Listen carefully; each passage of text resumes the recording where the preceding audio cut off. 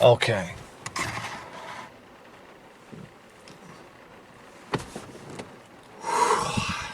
Let me tell you something. Where there's a will, there's a way.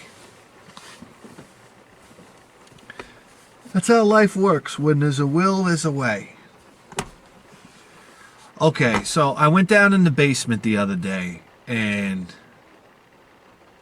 I figured out that if I got rid of some stuff, I could have this little corner, you know, just to set up a table.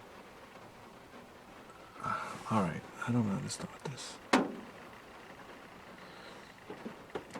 All right, so we got a TurboGrafx, and we have a core. Okay, here, how do I start this? I don't know how to fucking start this. Okay. Cleaning out the basement a little bit the other day, and I discovered that, and I had a discussion with my wife, and I decided that I could have a little corner in the basement to put a desk and some shelves and whatnot. I mean, that's all I need. This winter was so brutal, it made me think to myself, okay, you know, enough is enough. So I have this little tiny corner in the basement. I'm so excited about it. I haven't been excited about something like this for so long in my life. So here we go. Why don't you have a Turbo Duo? Why are you waiting so long for your TurboGrafx? This PC Engine thing is so new and exciting. I keep my PC Engine in my closet, on the top shelf of my closet. Every time I pull it down, it's a big pain in the ass. The wires are flying everywhere. I dropped the fucking control. I dropped the actual game system the other day. It smashed on the floor. I broke out into like a cold sweat. I'm like, oh my god, is it gonna work again? I plugged it in and it works again. All right. So anyway, now that we have this little niche in the basement, it's like, okay, I can put my PC Engine there, I can put my TurboGrafx there, and the next step would be to get the CD player. So I'm thinking to myself, oh, how do I do this? All right, for the layman, here we go. This is for the layman. This is the TurboGrafx. It's kind of confusing. The TurboGrafx 16, the base system, can play American Turbo games, Turbo chip games, HuCard games, you can call them. The PC Engine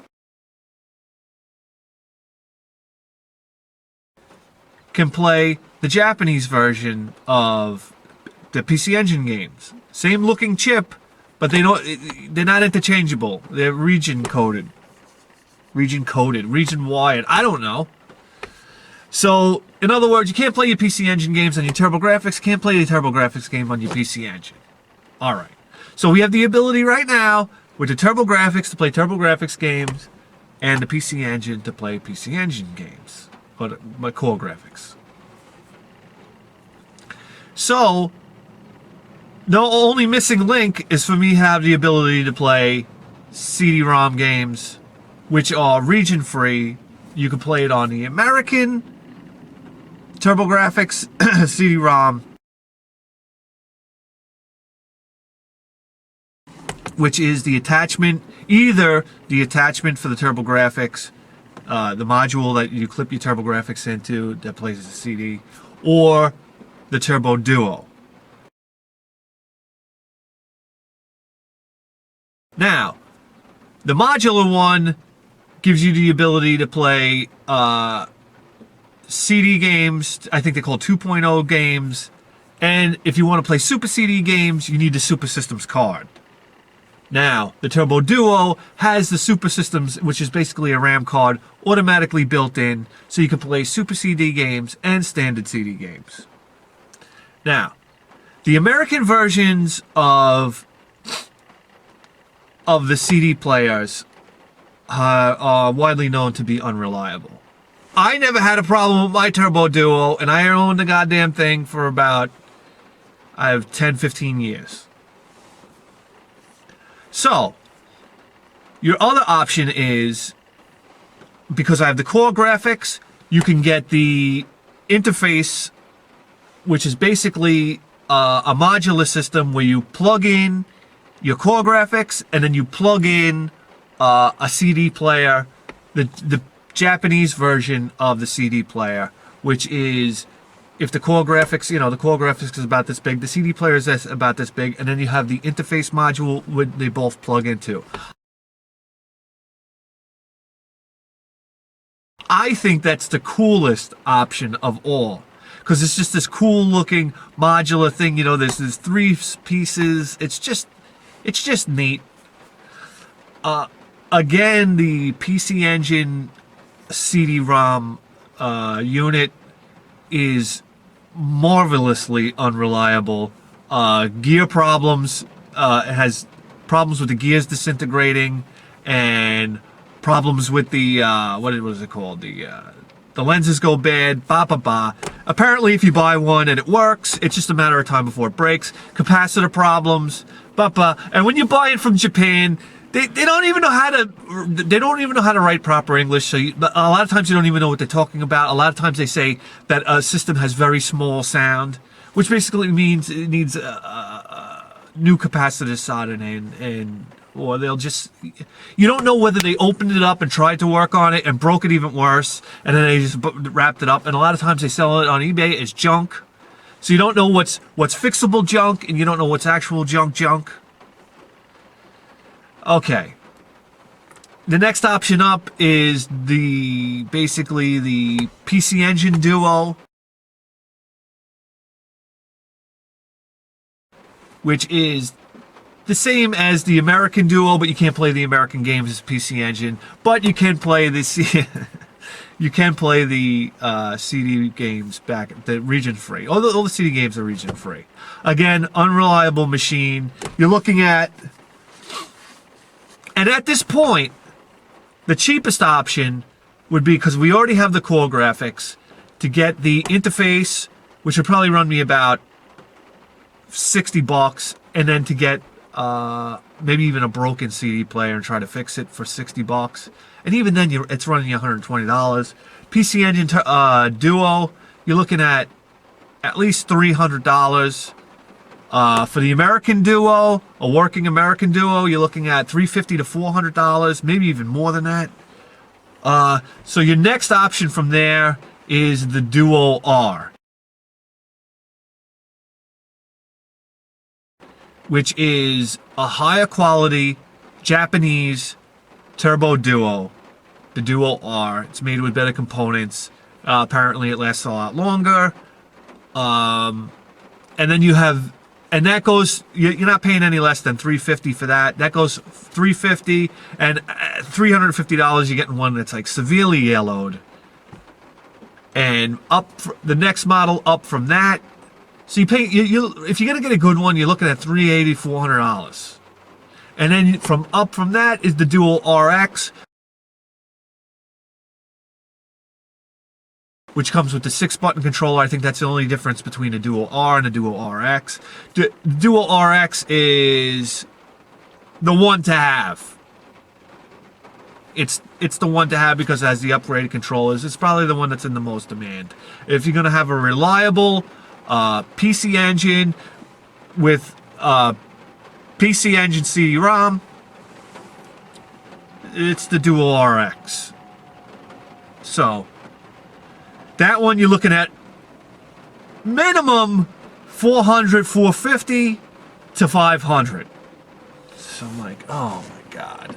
So I don't need the Duo RX because it's just a fluff controller, okay? So we can knock $50, $75 off the price to get the Duo R. I think ultimately we get the Duo R, we got the PC, we have the ability to play PC Engine games, and we have the ability to play CD-ROM, Super CD-ROM games. Then I can sell my core graphics, get money back from that. So you're talking about $100-something for the core graphics. Get money back from that. So in all reality, we're paying about $300 for our Duo R. So we have the ability to play the Japanese games, CD-ROM games, Super CD-ROM games, and then we have the TurboGrafx that we can play American chip games.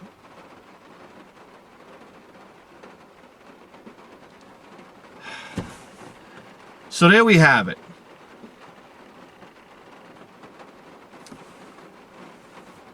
Question is, where do we drum up $400? I'm not the type of guy that has $400 lying around in my sock drawer. But I'm a firm believer in when there's a will, there's a way. So let's get started.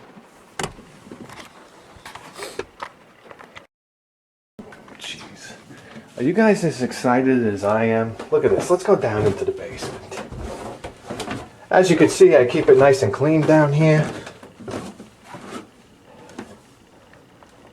Wow, look at this, huh? Wow, look at all the treasures. Alright, so this is my basement. Got drain pipes over here, hot water heater over here, washer dryer down there, refrigerator over here. I mean, what more could you want? You know, all I can picture when I do a Let's Play is like a symphony of the hot water heater, the washer dryer, and the refrigerator all going at the same time.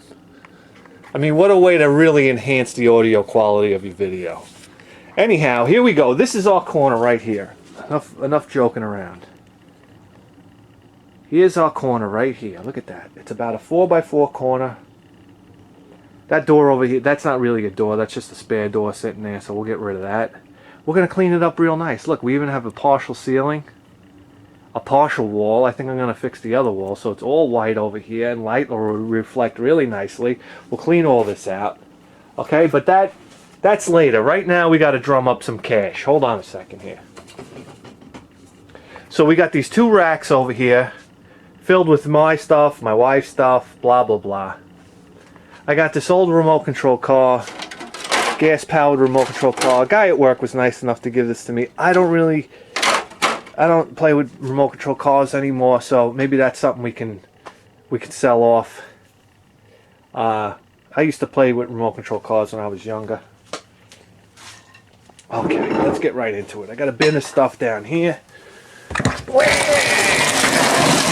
Oh, here we go.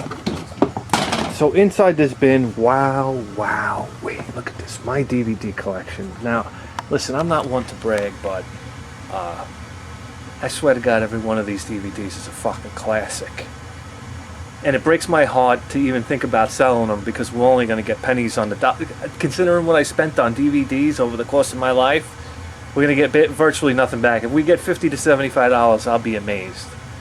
But to be honest with you, I haven't watched a DVD in, I don't know, in years. And to be honest with you, they're just down here rotten. So, you want to see what we got here? Look at this, guys. RoboCop, one of the greatest movies of all time. It's in my top 10. Paul Verhoeven, come on, has there ever been a better director? Fireworks. This is like the James Bond, Charles Bronson of Japanese movies. We got Kung Fu movies in here. Come on, Shaolin Ninja, Legendary Weapons of China, Brave Archer, Fist and Guts, Shaolin Drunken Monk, Gordon Liu, the greatest Kung Fu actor or movie star of all time, The Warriors. Well, we got Pano in here. Debbie Does Dallas. That's essential. Texas Chainsaw Massacre. Look at Conan the Barbarian. Taxi Driver. The Road Warrior. One of my top 5 movies of all time. Steve McQueen Bullet. The Kid with the Golden Arm. The Road Warrior on Blu-ray. A Fistful of Dollars. This is my second favorite movie of all time right here. Clint Eastwood. What a real man. Get a Life. Look at this. I think this is the first season of Get a Life. What a great television show. Metropolis. Amazing movie when you consider that the guy... I think the budget for this movie in 1927 was like the biggest budgeted movie for like a real long time. And like half the... It had such a huge budget for the time, and half the movie caught fire or something like that, so there's only a little bit of it left. Interesting film concept for 1927. Look at this. Charles Bronson in Death Wish. What can I say about the Death Wish movies? If you haven't watched them, you don't have balls in your pants. Flash Gordon. The Terminator. What a great movie. The ending of The Unforgiven is one of the greatest endings to any movie ever made. We got Godzilla in here. Death Wish 2. When his daughter jumps out the window and lands on a what was it, a wrought iron fence spike. Oh. A lot of laughs in that movie. The Bad Lieutenant. This is such an underrated movie. Check it out. Harvey Keitel at his finest. Woody Woodpecker. Woody Woodpecker and Popeye, the greatest cartoons ever made. And this is the old Woody Woodpecker when he had the really evil laugh. Led Zeppelin, greatest rock and roll band of all time. Twilight Zone, we got look at that, Mad Max. Let me tell you something, you watch Mad Max, this is when special effects were real. And I don't care what you say, somebody died. If you watch the last action sequence at the end of Mad Max, somebody died. It's impossible that none of those guys died. Terminator 3, Rock in Rio, Iron Maiden doing what they do best. What do we got here? The Beyond. Not a great horror movie, but what a fantastically entertaining movie to watch. Charles Bronson kicking ass in Hard Times. The Zombie, not a very good zombie movie. Death Race 2000, when Sylvester Stallone punches his girlfriend in the face. It's one of the greatest scenes of all time. And when he calls the guy fishing next to the watering hole, when he calls him a cornball, when he says, hey cornball. Great scene. Cannibal Holocaust, not even open. Gregory Peck and Moby Dick. What a sensational movie. Look at these. Pale Rider. What more can you say? Led Zeppelin. Song remains the same. You want to hear the greatest blues song of all time? Since I've Been Loving You on this album. Listen to it on YouTube, the HD version. Since I've Been Loving You. Nobody ever did the blues better. U2 Rattle and Hum. Logan's Run. What a classic movie. Clint Eastwood, Hang 'em High. When he confronts the guy that hung him in the bar, and the guy pretends like he doesn't know who he is, and he goes, what does he do? He shows him the scar on his neck, and he goes, you better look at a man before you hang him, or something like that. Joe Kidd, great movie. A Few Dollars More, great movie. High Plains Drifter, one of the most disturbing westerns you could ever watch. Missing in Action, when he comes out of the water with that M60, look at it. The Exorcist, Jaws. The best part of Jaws is when Quint throws Hooper the rope, and he tells him to tie a sheep shank, and then Hooper throws the sheep shank back to him, and he basically takes it and throws it aside like it wasn't even an important thing to do. Death Wish 4, The Crackdown, another classic movie. Schwarzenegger's Running Man. Pumping Iron. Pumping Iron has everything you ever needed to know about life right in this one DVD. Three Stooges, Snafu, can't go wrong. Here we go. You want to get into some hardcore stuff right here? Look at this.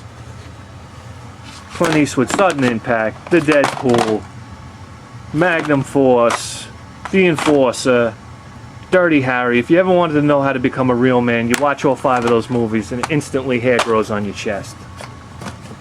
What do you got here? We got all-time classic movie Tron. The black sheep of all the Mad Max movies. Beyond Thunderdome. This is compared to Mad Max and Road Warrior, this is a complete abortion. The Outlaw Josie Wales. I don't think there's been a more classic movie than this movie right here. Fistful of Dollars. Akira, I was trying to wet my feet with Japanese animation. It's a great movie, but it's a great movie. Shaolin Rescues, more Kung Fu. Five Deadly Venoms, more Kung Fu. What else we got here? We'll go through a couple more. 2001: A Space Odyssey. I didn't really care for it the first time I saw it. Then I watched it about 30 times more, and I realized what a friggin' masterpiece it is. Blade Runner, probably the greatest science fiction movie of all time. Even better than Star Wars. Suck on that, fanboys. The Good, the Bad, and the Ugly. It's my favorite movie of all time. This is an absolute classic. Man Bites Dog, foreign movie, very disturbing and highly entertaining. If you could put up with subtitles, Man Bites Dog.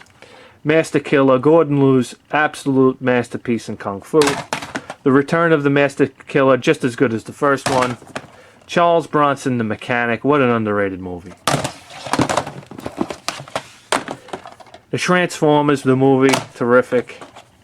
They Live, let me tell you something. Roddy Piper's performance in this movie was fantastic. And when you see Roddy Piper with his shirt off in this movie, you realize how friggin' jacked up he really was. Oh, here's Get a Life. This is Volume 1. The other one was Volume 2. One of the greatest TV shows of all time. Killer Clowns from Outer Space. What fun movie to watch while you're drinking with a girlfriend. You know, the list goes on and on. What else we got here? We got a fan belt for a Willys Jeep. We could sell that. An old Clash record. Oh, look at these denim jacket patches right here. Iron Maiden, Peace of Mind. Look at that. Oh my! If you had this on your back in like on the back of your denim jacket in '85, nobody messed with you. And we got what do you got? Oh, Anthrax. Oh, it's all folded here. Anthrax. A Fistful of Metal. I gotta get a denim jacket just to sew this on. Alright. Oh, look at this. Speaking of remote control cars. Oh, my old Grasshopper. Jesus Christ. You guys remember this? The old Grasshopper with an RS 540 motor. Woo! What a treasure. She's still in good shape. Boy, back when remote control cars came out, this thing was like... It was like lightning fast, super durable. Nothing could touch this thing. Wow, that's a classic. And look at this. I believe I showed you guys this before, but I'm so proud of this little folder. Look what we got in here. We got all my codes for Dungeon Explorer. More codes for Dungeon Explorer on the other side. I got some letters from some YouTubers in here. Look at this. A letter that I wrote to the TurboGrafx Turbo team complaining that they didn't have enough role-playing games, and they actually wrote me back a hand letter. I don't know if you guys can see that. You can pause that and read that.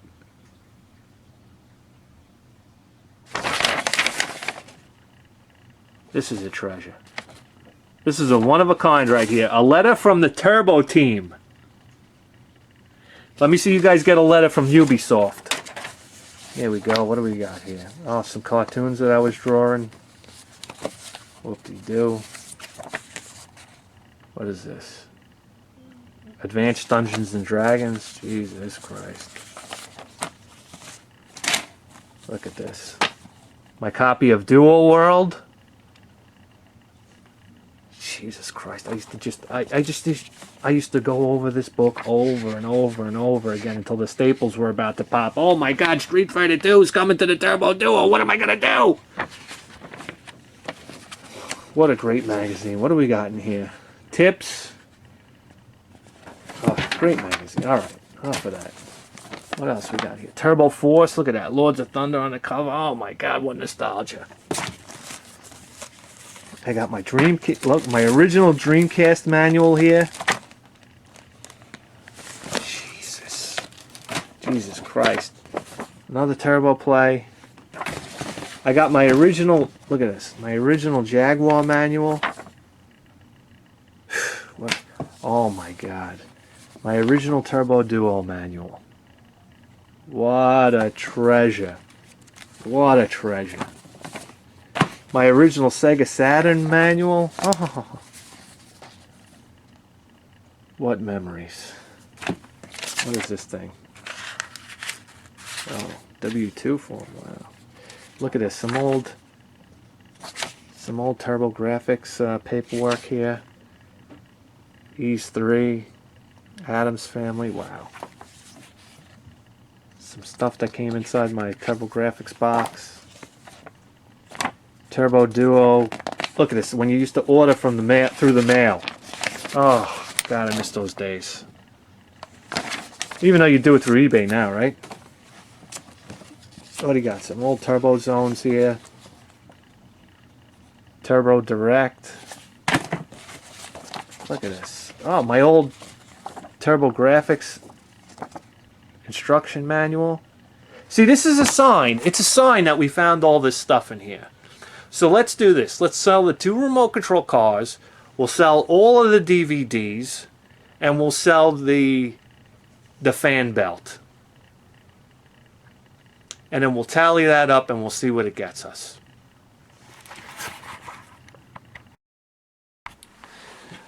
Okay, this is going to be a really hard one to explain, and I'm taking a lot of liberties here because I feel like the gaming shelves are our gaming shelves. I feel like these games are just as much yours as they are mine.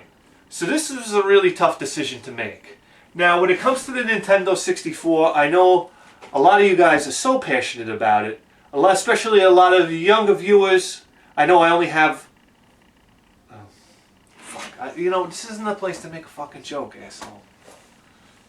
Alright. Let's jump right back into action here. I know a lot of you younger guys, you grew up with the Nintendo 64. So it's really important, you know, as far as in your gaming career, so to speak, is concerned. It's almost like the Nintendo 64 is to you as the PC Engine TurboGrafx is to me. So I can understand the emotion tied to this gaming system. But for me, the Nintendo 64 is it's a really dark cloud. Now I can appreciate the achievements of the Nintendo 64. I think it single-handedly convinced the entire gaming industry. With Super Mario 64 alone, I think it convinced the gaming industry that 3D gaming was going to be the future, and that's indeed where the video. I speak about this on another video that's coming up, but I really feel like Nintendo pushed the gaming industry in a certain direction, and it just gained such momentum. And I believe that video gaming really lost its way, and that's when I completely lost interest in video gaming. So when I see the Nintendo 64, my girlfriend bought it for me. I remember on my birthday, and it was a huge surprise. And I remember getting a huge kick out of Super Mario 64. But that was the only game I ever got for it. And to be honest with you, I didn't buy another game for it. And after that Super Mario experience, I probably went about 3/4 of the way through the game, and after that, I really didn't play it anymore. And from that point on, I didn't play video games again until I started collecting, which was probably about 10 years later, when I started to dig things out of the attic and say, oh, well, you know, look, this is cool. My old Nintendo, you know, my old Sega. I don't even think I had my Nintendo. I think I sold my Nintendo to get my TurboGrafx. So, but pulling the TurboGrafx out of the attic, Sega Genesis out of it, I started to get this new appreciation for retro video gaming again, and then I started to build from there, and that's it. I mean, listen, this is going to serve two purposes. If I'm going to say to myself, would we rather have? I have to admit, I caught a real bug by playing these PC Engine games. It got me really excited about scooping up some more of them. So I said to myself, okay, would we rather have Nintendo 64 games on the shelf that we're never going to play? And to be honest with you, they don't display very nicely, even though that's not very important to me. And it's also some space that we can actually free up, because believe it or not, we need to free up space for the new season. Bottom line, sell the Nintendo 64. N64 games, alright? These things ain't more. They gotta go. Alright guys, let's get down to it. Here we are, we're in the basement. Whoop-de-doo, okay? Here's the new spot. To be honest with you, I don't even, you know, it's like being in prison. We've been in prison for so long that we don't even know how to function outside the prison walls. So here, we got a spot downstairs, and I got news for you. I'm not even really that excited about it. I wish I was in the shed right now. I feel like I'm too far away from the camera. It fucking stinks like mildew down here. Alright, let's get started. Okay, so basically it's about 2 months later. And that's because, I don't know, people from Japan, they put things in a bottle, and I think they just, when they ship it to you, they just throw it into the Pacific Ocean. And then if it takes so long to get here, that's what it feels like. Alright. Hey, bad jokes, huh? Listen, just because we came down into the basement doesn't mean we're not going to have any more bad jokes. Alright. You know what? This video fucking sucks.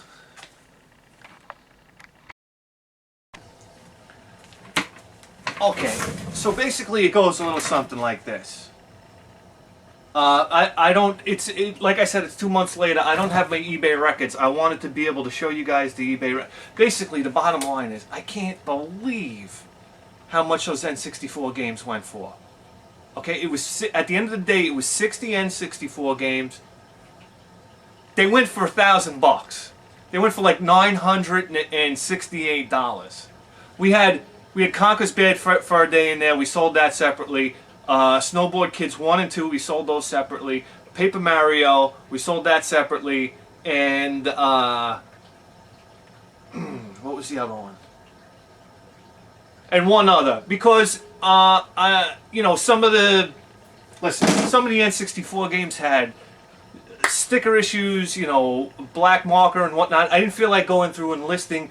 I took out the good games and sold them separately, because then I can individually tell people exactly what the condition was. I thought that was the best way to do it, and then I just sold the rest of the games in a lot. Basically, we got $1,000 for those fucking N64 games. Jesus Christ! I thought I was in touch, but I didn't realize just how popular N64 really is, and what demand it's in. All right. So basically, just by doing that alone, we put ourselves way over the top. The DVDs sold for $75, which I expected, and for the first time in the history of my eBay, somebody actually, before, you know how you put up a listing, and then somebody will message you and say, hey, I'll give you, you know, usually it's nothing compared to what you're normally going to get for an auction. And basically you ignore the person and whatnot. Somebody told me, hey, I'll give you $150 for the DVDs. And I'm like, $150? I'm going to let this sucker ride. It's probably going to go for like $200. Based on my barometer from previous experiences, I was like, I'm going to let this thing ride. Anyhow, it wound up selling for $75. Whoop-de-goddamn-do. I should have took the $150, but I mean, who knew? I thought maybe I had some type of treasure in there that nobody else knew, that I didn't know about. Anyhow, the remote control car, the gas-powered remote control car, went for $100. I think $120. And the electric, the Grasshopper, went for like, I think it was like $40-something. I don't have a record on my eBay. It's been so long. Like I said, it's been 2 months. I'd rather show you guys the record. That way you know I'm not bullshitting you. I'm not here to bullshit you. And I hate when people get on YouTube and they don't talk about prices. They don't talk about how much they bought something for. They don't talk about how much they've sold something for. Not here. So that's it. Now I got this tremendous wad of cash, and I'm like, basically, I can do whatever I want with it. So what did I do? Naturally, I cheaped out. So here we go. We picked up, let me disconnect it for you.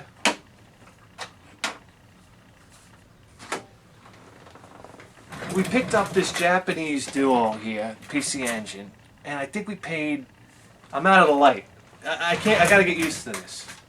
I feel like being close, but alright. Japanese PC Engine,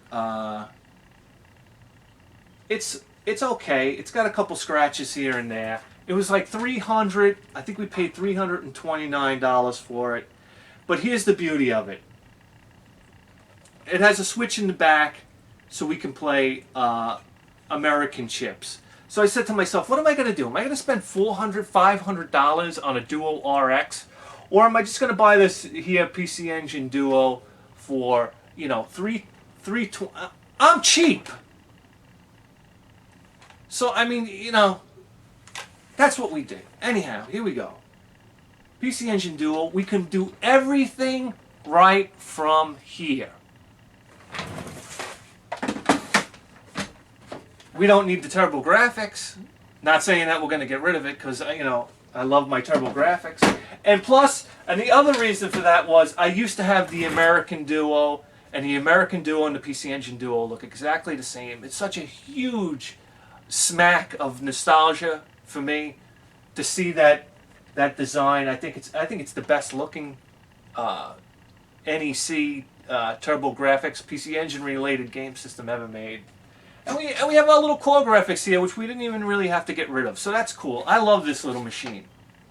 I think just the history behind it and the fact that it's still the smallest released gaming console ever made, next to the Sega Genesis 3, which wasn't even like, you know, a launch really, you know, whatever. It's neat. We don't have to get rid of it. So there we go. We got that, and with the extra cash, I decided to pick up a Retron 5. Everybody roll your eyes now. Let me tell you something. My opinion of the Retron 5, I never really had an opinion on it until I started to think about it. I said, you know what? We got this little space down here. What am I going to do? Am I going to start connecting every single goddamn system down here? I'm going to wires all over the goddamn place? And I said to myself, no. I said, let's give this little Retron 5 a shot. And let me tell you something. The sheer utter convenience of being able to just pop in any cartridge from any number of these game genres available it's absolutely, it's changed my whole, what am I say? There's been a paradigm shift in my life where I'm able to sit here, and lately I've been playing Super Metroid, I've been playing Swords and Serpents, I've been playing A Boy and His Blob, I've been playing Phantasy Star Collection, a gift from my buddy Phil. I'm playing Phantasy Star 1 on the Phantasy Star Collection for the Game Boy Advance, and I absolutely love it. So it's not only the convenience of not having to hook up the wires. Listen, I don't care if the controller's a little bit wonky. I don't care if it takes a little bit of effort to pull the cartridge out of the fucking slot. Okay? The sheer convenience of being able to play virtually any retro game that I want at the drop of a hat is, the convenience is immeasurable. Trust me. I got a fucking trunk outside with every game system known to man out there.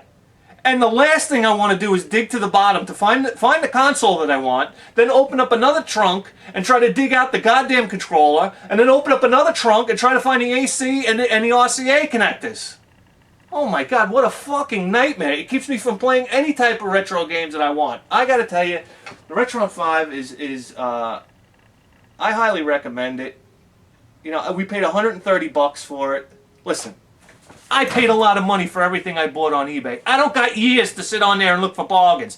Everybody's going to tell me, oh, you paid too much for that. You could have got it for this. You could have got it for that.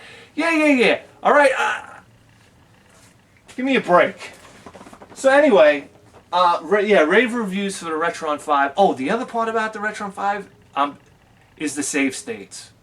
Listen, I don't want to hear you're not a purist. I don't want to hear all this bullshit, okay? When you're a 40-year-old man, okay, you don't have time to start games over and whatnot. I get to come down here, chip away a little bit. Next thing you know, I got to mow the lawn. I get to come down here, chip away a little bit. Next thing you know, I got to go pick up so-and-so from work. I get to come down here, chip away at it a little bit. Next thing you know, I'm painting the ceiling. So the sheer and utter convenience for older fellas like a lot of you that watch the show is immense. It's immense. Wonderful system. And hey, doesn't it isn't it ironic that I go out and buy this thing and like the very next day I hear news of another Retron 5 style gaming system coming out of Japan that naturally has TurboGrafx and PC Engine capabilities. You know, so that's my life rolled up like a cigar. Okay, so what did I do? Did I blow through that $1,200? No. I put $1,200. We bought three. Let's see, 325. I'm gonna do the math real quick here. And when I do math, it doesn't go quick. 325, 130. What is that? About 450. Okay, and then I'm sorry, guys, I had to do it. We picked up probably one of the most. I just had to do it. This is a game that I wanted as a kid. I used to read about it in every single magazine. It never came to America. It was one of the biggest and most exciting games to come out from my Turbo Duo. When the Turbo Duo was out, you know, I was up against Sega Genesis and Super Nintendo guys, and it was a battle every day to try to compete with those guys. But there's two things that we had. We had an excellent, you know what? We had a CD-ROM, which at the time was a big deal, and we had this game right here, Dracula X. Dracula X for the Super Systems PC Engine. And now this is a mint condition copy. I'd show you, but my lights, I got my lights too far back here. Yeah, my lights are over here. God damn it. Alright, anyhow. It's Dracula X. When it first came out, you could order it from Japan. It was $100 all day if you could get your hands on it. We paid $178 for this copy. It's the most money I've ever spent on a video game. But we had the scratch, and I simply had to have it. I can't foresee finding this at a garage sale, and I don't see the price coming down anytime soon. So I said, we had the opportunity now. This is one of those games that is just a must-have. It means so much to me, nostalgically. It's just something that I must have. So there we go. Look at that. Dracula X. It's something that every Castlevania fan drooled over for the longest time, probably until I don't know. To this day, it's still considered one of the greatest Castlevania games of all time. So, what a thrill to pick that up. Other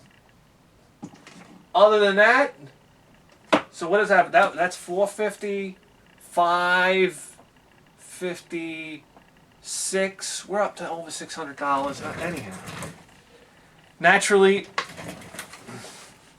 you know, I'm going to get used to it down here. I'm going to set up the lights, you know, so yeah, so it's not so amateurish. Okay. Y's Book 1 and 2, E's Book 1 and 2, whatever you want to call it. It's absolutely one of the greatest role-playing games ever made. So there we go. This was essential. We paid $69 for this. I don't know what that brings us up to in the tally there, but again, a game that was so very, very special to me growing up, and for $69, I'll pay that all day long. To me, that's an absolute bargain. It's the American version, so fantastic. The other one we picked up, I think we paid $40, maybe $45 for it, was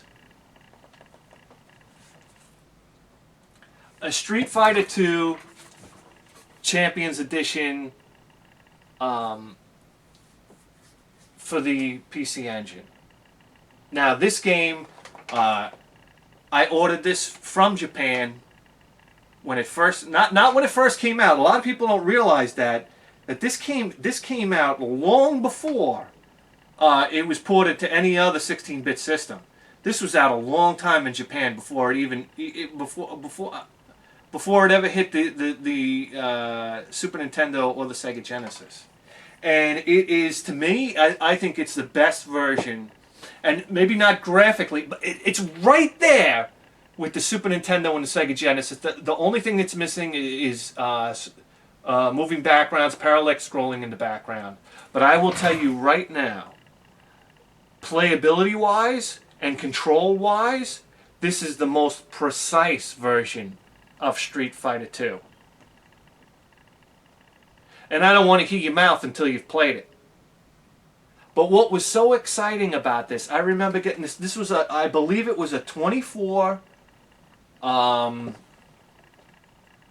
believe it was a 24 meg cart, and it came on what I like to call this pregnant Hue card. And basically, what this was a Hue card with this huge bump, with this. Let me see if you guys see the Hue card. Has a big bump on it, and that was to harness the extra power.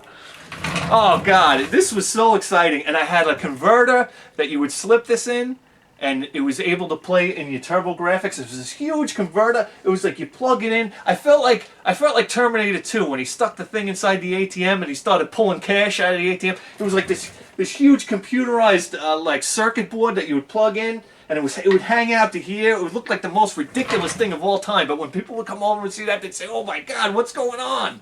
I'm like, I tapped into the mainframe. I got Street Fighter 2 on my TurboGrafx 16.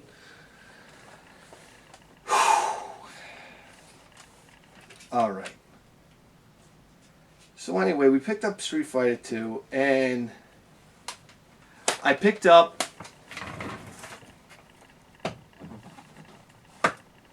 a number of other PC Engine games, but I don't want to mention what they are right now because I want to save those for the PC Engine Chronicles. So that's it, guys. Where there's a will, there's a way. So, welcome to the new game room over here. And hopefully, we can move a lot of our games down here. Maybe I can knock them over, but we can move our games down here. We'll move all the nicer games down here. They're in a more protected environment. I'm very excited about that, and moving forward, we have more shelves down here to fill, and I have a battle station where I can, basically come down here, crack a beer.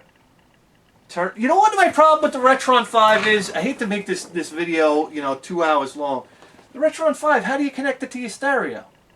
It's got HDMI outs, but I got an old school Pioneer receiver up here. I want to connect it through RCAs. I don't know how to do that.